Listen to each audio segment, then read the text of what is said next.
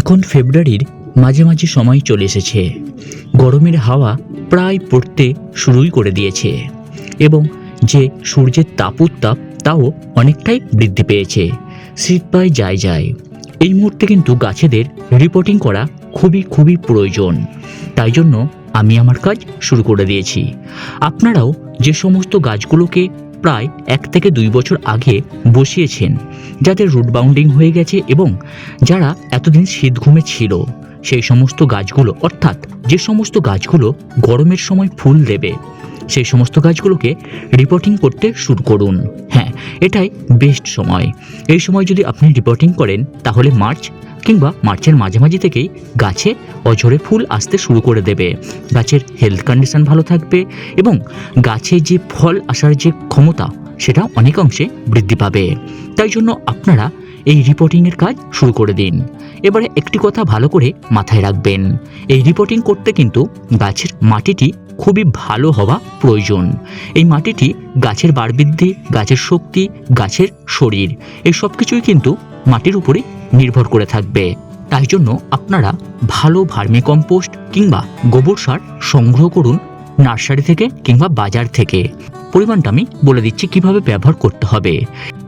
এরপরে আপনারা নিমখোল সংগ্রহ করবেন। তাহলে ভার্মি কম্পোস্ট কিংবা গোবর সার, পাতা পচা সার হলেও হবে। এরপরে নিমখোল, তারপরে হাড় গুঁড়ো, শিংকুচি এবং সিঙ্গেল সুপার ফসফেট। এগুলো আগে ভালো করে সুন্দর করে মিক্স করুন। কিভাবে মিক্স করবেন দেখুন, আমি খুব কম রেশিওর আগে বলি, তাহলে আপনারা মোটামুটি একটি বুঝে যাবেন। দেখুন, যখন আমরা রিপোর্টিং করব তার জন্য আমরা এই সারগুলো কিভাবে ইউজ করব। এই যে বললাম, এই সারগুলো ধরুন 8 ইঞ্চি টবের জন্য আমি ব্যবহার করছি, তাহলে মোটামুটি 2 মুঠো ভার্মি কম্পোস্ট কিংবা গোবর সার নেব। 1 মুঠোর খানিকটা কম আমি নিমখোল নেব। আর যে বললাম সিঙ্গেল সুপার ফসফেট 1/2 চামচ ব্যবহার করব। আর হাড় গুঁড়ো, শিংকুচি এগুলোকে মোটামুটি 1 চামচ করে আপনারা ব্যবহার করতে পারবেন। রিপোর্টিংয়ের সময় কোনো রকম সরিষার খোল গুঁড়ো ব্যবহার করবেন না। মাটিতে কোনো রকম ফাঙ্গিসাইড দেবার প্রয়োজন নেই। এছাড়াও অন্যান্য যে সমস্ত রাসায়নিক সার সেগুলোকেও দেবার কোনো প্রয়োজন নেই। মাটি একদম সুন্দর করে বানান, ঝরঝরে বানান। ধরুন যদি আপনি 50% মাটি নেন, তাহলে 30 থেকে 40% আপনারা বালি মেশাবেন।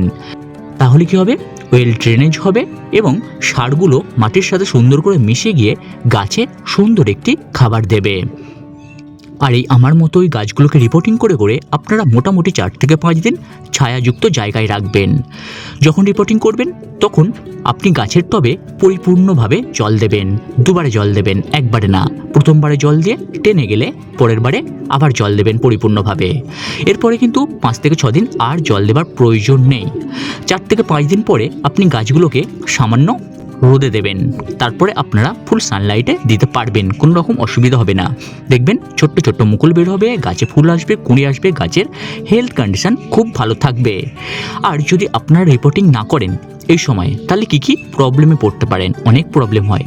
তার প্রধান প্রবলেম হলো গাছের যে রুট বাউন্ডিং হয়ে গিয়েছে, সেই রুট বাউন্ডিংয়ের কারণে গাছের যে ড্রেনেজ হোল ছিল সেটা তো বুঝেই গিয়েছে এবং মাটির যে উর্বরতা শক্তি সেটা অনেক অংশেই কমে গিয়েছে। সেটা বাড়াতেই কিন্তু রিপোর্টিং করতে হবে আমাদের এই সময়টাতে। যাতে এই সময়টাতে করলে কি হবে, যাতে খুব তাড়াতাড়ি মার্চের মধ্যেই ফুল চলে আসে এবং এই সময়টা হচ্ছে গাছের মুকুল বের হবার সময়। অর্থাৎ গাছ শীত ঘুম ভেঙে এই সময়টাতেই কিন্তু গরমের সময়ে জেগে ওঠে এবং ফুল, ফল, কুঁড়ি দিতে থাকে গাছে। তাই জন্যই কিন্তু এই সময়টা বেস্ট। আপনারা কিন্তু এই সময় থেকে মোটামুটি মার্চের প্রথম সপ্তাহ পর্যন্ত রিপোর্টিং করতে পারবেন।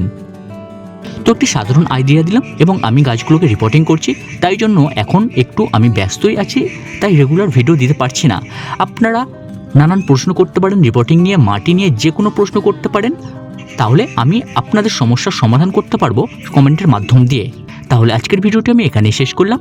ভিডিওটি যদি ভালো লেগে থাকে অবশ্যই লাইক, কমেন্ট, শেয়ার করবেন এবং আমার এই ছাদ বাগান ইউটিউব চ্যানেলে যদি নতুন দর্শক হয়ে থাকেন অবশ্যই করে আমার এই ছাদ বাগান ইউটিউব চ্যানেলটিকে সাবস্ক্রাইব করে আমার পাশে থাকবেন।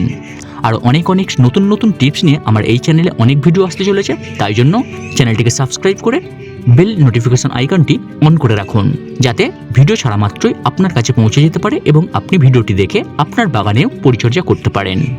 তাহলে আজকের মতো বিদায় নিলাম। ধন্যবাদ।